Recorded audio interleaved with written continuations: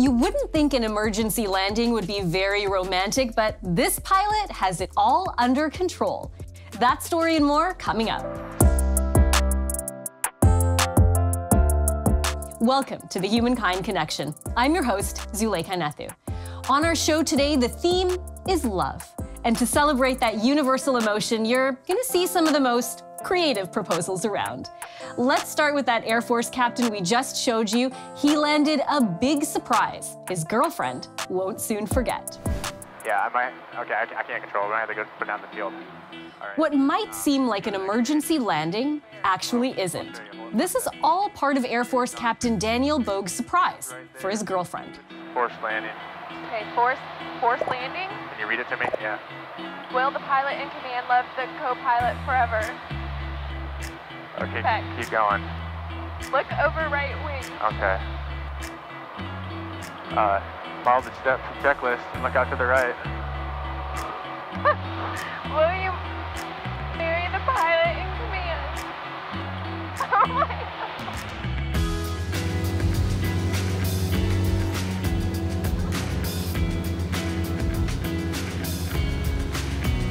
Hey. Hey. Yes. It was my first time flying with him, and before we started, he was like, we already knew it was pretty windy, and he was like, okay, well, nothing's gonna go wrong, but if anything does, we have the checklist, just reach down and grab it. 3 to 4 months before the proposal, I was talking with one of my buddies, and I mentioned, hey, let's, what do you think of this idea? And I was going to rent a plane and have a message in a field, and then do the proposal. He was like, well, why don't you fake an emergency with it also? So I had no idea when I was reading the checklist what was going on.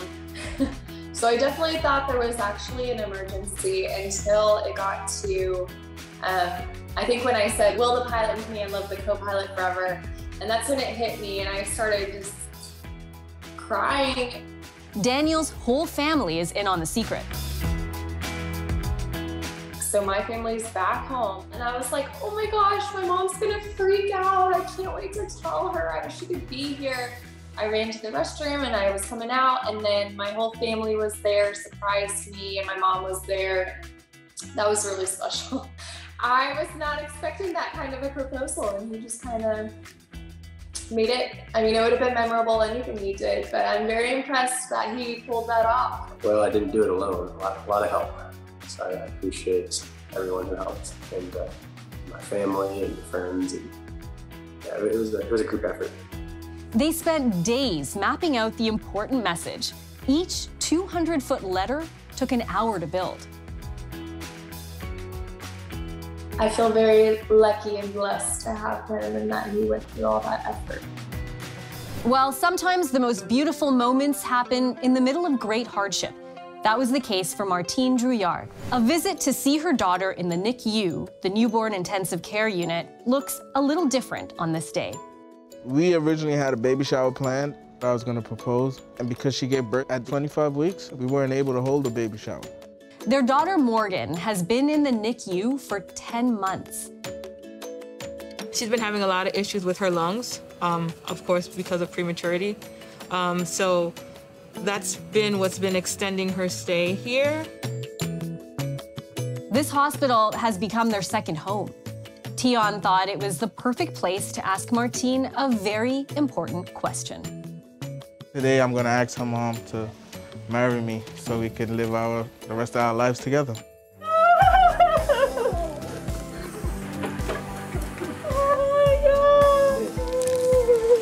I'm looking at something she want to ask you.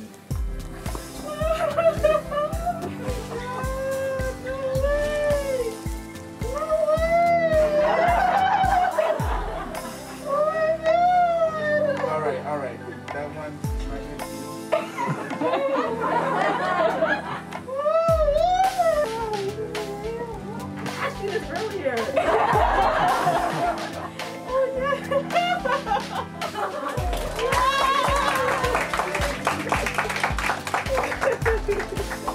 say yes.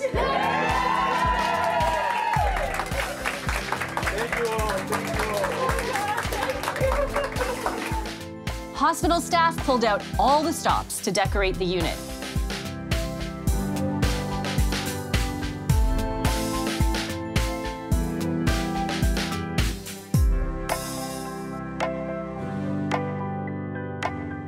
They took care of every detail, even Morgan's personalized dress. I am ecstatic. It's something I wanted to do for the longest, but I just never had the right time. Taeyeon's proposal was all the more special with their daughter there. It happening here with Morgan present, I think that that's really what made it so shocking. Because, I mean, obviously, Morgan's my baby, and, you know, I would have, of course, wanted her to be a part of it. But for the fact that she was actually able to be a part of it, and her to be having a good day, and for her to be dressed for the occasion, and to be awake, I don't know how to say how I feel, but I'm so happy, so happy. Before a baby comes, usually a mother gets so much love and attention. She didn't get any of that. Today was the day she was able to get all that she missed in the last 300 days.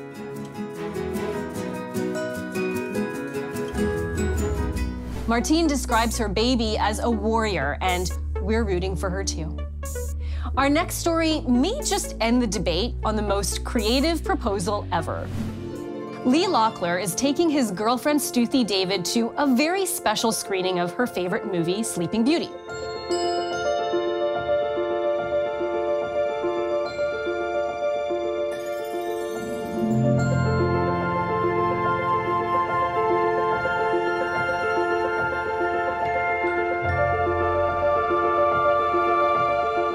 Stuthi is a little confused why the characters look just like her and her boyfriend, but she's about to find out why.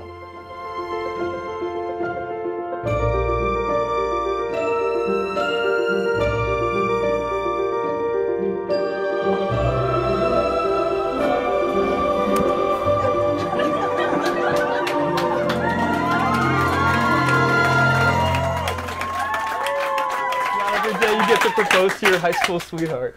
So I just want to take my time, savor this moment. Oh my god! Oh my god! Oh my god! Hey, excuse me, do you mind? This is kind of a big moment. Oh my god, these poor people. They're all in on it. Oh my god!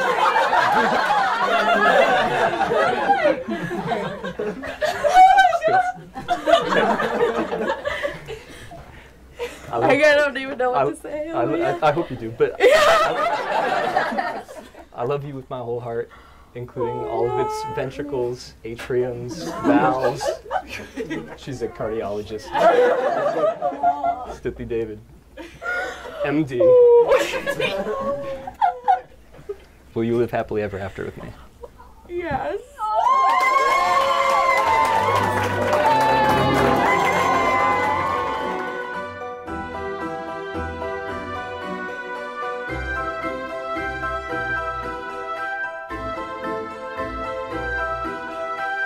For this couple and their families, this happy ending is just the beginning.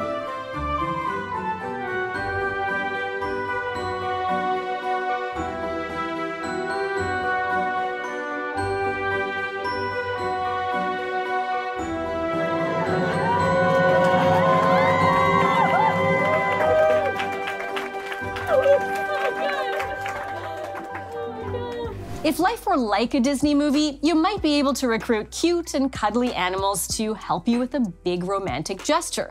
Well, these next hopeful grooms managed to do just that in real life. After months away stationed on a ship, seaman Shane Jones came home with a big surprise for his girlfriend, Brianna Kodak. A behind-the-scenes tour at the Cincinnati Zoo to meet the penguins. But that's not all he had up his sleeve. I think I'm gonna have you just hold this up. Okay. So, you got it? Just, watch your fingers there. And let me grab Lenny real quick. Just make sure they can see it.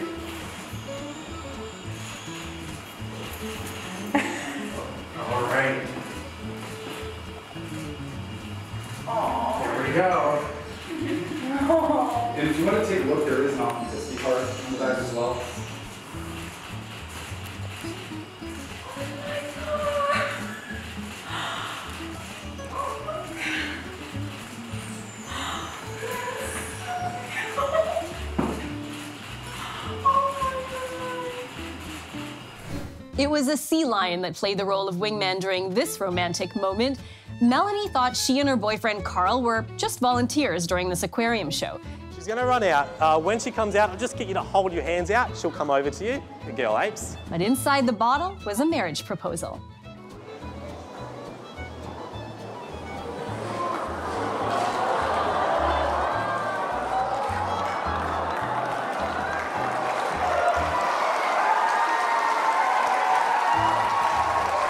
Erin Taylor is oblivious to the surprise that's been planned for her inside this bird show at the zoo. Her boyfriend Jesse Bickford is in cahoots with the trainer and that cockatoo. Your mate is going to deliver your receipt via airmail. On that note is a very important question. Over it for me. And while it's up there, would you mind opening it up and checking that it's got all the correct details in there?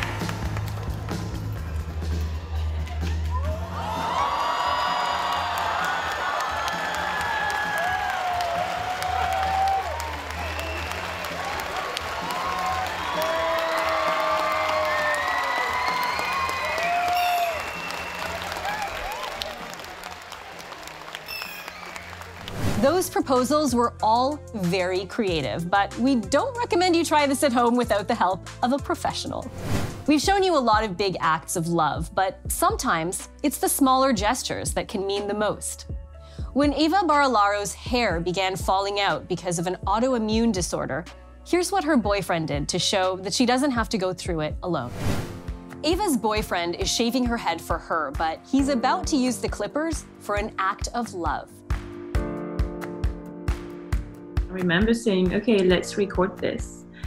And then I just switched off the video and he said, no, please do it again. And I was like, why? And I think he already had the idea.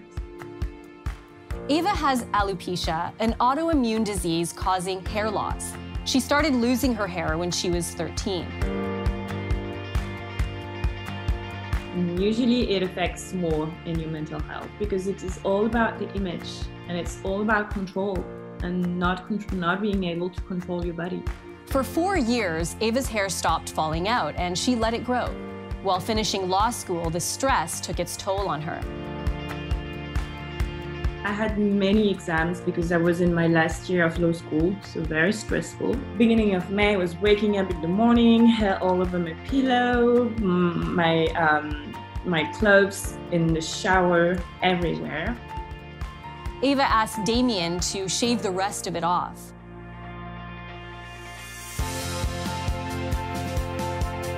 It was so surprising for me. I was full of emotion. Damien showed her that she's not alone. He says, just like you now. I didn't know what to think. And at night time, I came back to him and I looked at him in the eyes and I said, you know, you could have proposed to me, you could have made me babies, but that was literally the best proof of love you could ever make to me because no one ever did this to me. Eva recorded the video to share with her family, but it ended up inspiring thousands of people who also have alopecia. Seeing how people were feeling encouraged and supported, that really, I mean, I saw that there was something to do here. And we are such a huge community. We tend to forget that we are so many. And we shouldn't feel alone. You can live it however you want to live it. Just, it has to make you comfortable and it has to be the best version of yourself. I mean, however you go out, whatever you wear, if you're bald, if you wear a wig, if you wear a scarf, whatever you do with your alopecia, the most important thing is how you feel with what you're doing. It's not what you wear.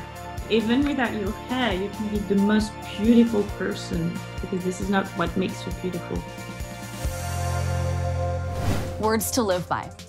Well, from couples starting their journeys to one that shared decades together, the reunion we're about to see reminds us what a privilege it really is to be able to see our loved ones day in and day out. This couple has been waiting a year for this moment.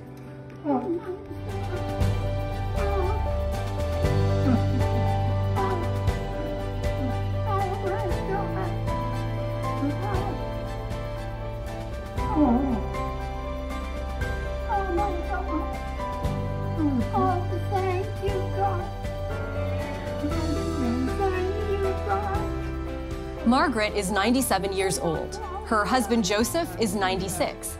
They've been married for 73 years, but had to live apart because of the pandemic. This is the first time they're seeing each other again.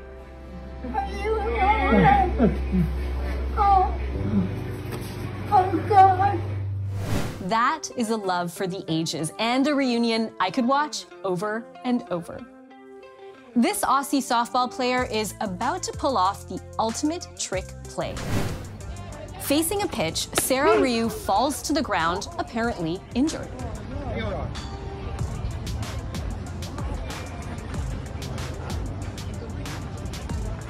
Her partner of 2 years is called to her side from the crowd.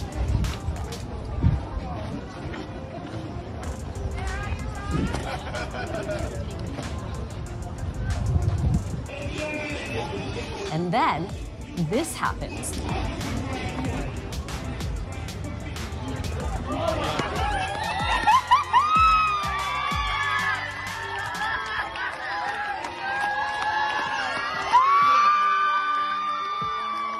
With the help of her team, family, and friends, Sarah has pulled a fast one, and happily, she hit a home run and got a yes.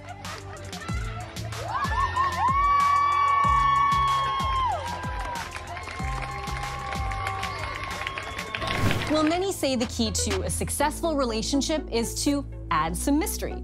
And that's what our next couple tried to do. Carrie Schreiber planned the perfect surprise party for her boyfriend, only the tables quickly turned when he arrived, and she got the surprise of her life. Here they come! You gotta know. Surprise!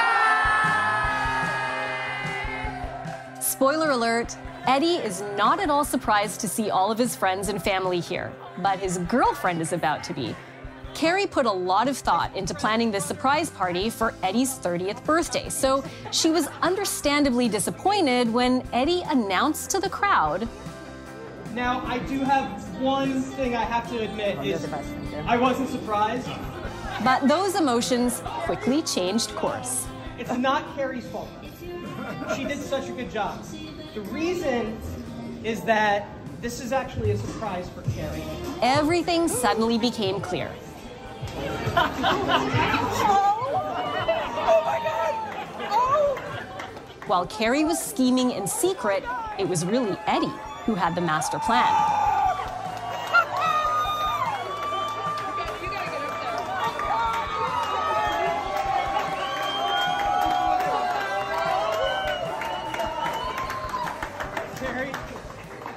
You did an incredible job, and other than the fact that you got the mattress delivered this week, that was a bit of a giveaway. Other than that, and you were so nervous all day, you were so cute. I love you so much, and I want to spend the rest of my life.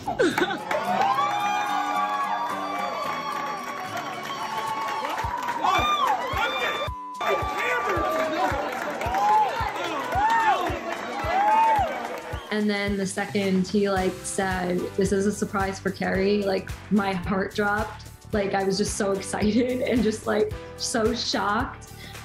Even with all those people there, I feel like I blacked out. It felt like we were the only two people in the room. As it turns out, Eddie had a little help on the inside. His cousin, Casey, came to me and texted me saying, "Hey, we should have a surprise party for Eddie." And I was like, "I'm already planning one." So little did I know, she asked me because she was working with him on the proposal, and it was technically her idea to be like, "We should make Carrie throw you a surprise party and then you surprise her at that party." So I have to give Casey all the credit.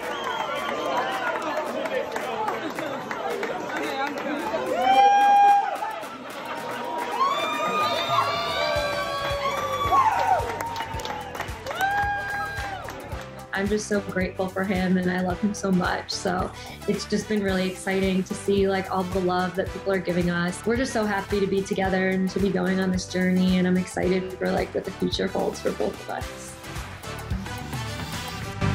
So basically, they knew that he knew that she was trying to throw this party, but she didn't know that they knew that he knew. And it all worked out perfectly. Before we say goodbye, we want to take this time to mark Black History Month and some incredible people making a difference in our communities. Latoya McGriff is a first-grade teacher who brings historic Black figures to life in the classroom. She dresses as a different trailblazer every school day during Black History Month. We dress up for special events at school. When we have Dr. Seuss Week, we dress up for Dr. Seuss. So I thought, why not do it for Black History Month? So that way the kids are learning these new facts that we really don't teach in school. From sports icons like Arthur Ashe and Misty Copeland to the Queen of Jazz, Ella Fitzgerald. It's very important because when you teach at a majority Black school, students need to know about their history. They need to see a representation of themselves in history, because if not, it's kind of hard to make that connection. Students learn new and interesting facts about Black history that make them want to find out more. I just wanted them to be able to see, well, oh, I can be great like this person. I can do this as well. Latoya says she hopes her efforts start conversations about African Americans and their contributions to history and to humankind. Dr. Joya Creer-Perry has devoted her life's work to advocating for Black moms and families. A Black woman is about 3 times more likely to die in childbirth in the United States than their white counterparts. So even when a Black woman who has a fancy medical degree like me is still more likely to have a poor birth outcome than a white woman who has no high school education. She's the founder of the National Birth Equity Collaborative and has helped countless women get the health care they deserve. Her own experiences have been her motivation. My second child, I was in my 3rd year of medical school, aiming and planning to have a baby during my 4th year of medical school. He came really early. My son Carlos only weighed about 1 pound. I was married, I intended to be pregnant, I was planning, I was healthy. I was skinnier than I am today, right? And I was exercising and younger, and I still had a baby really early, and my only risk factor was being Black. So I thought for a long time that the reason that I had a premature birth is because there was just something broken about Black people. She wants to make sure no other woman feels broken. So really, when I do my work that I do now, it's important for me to undo this fake news that I had even for my own self. I was taught and trained that there was a biological basis of race. The racial inequalities Black women face every day affect their health over time. So all the ways that the impact of racism on our bodies and the ways that shows up, that makes us have higher rates of hypertension, higher rates of diabetes, higher rates of preterm birth. Dr. Creer-Perry doesn't work alone.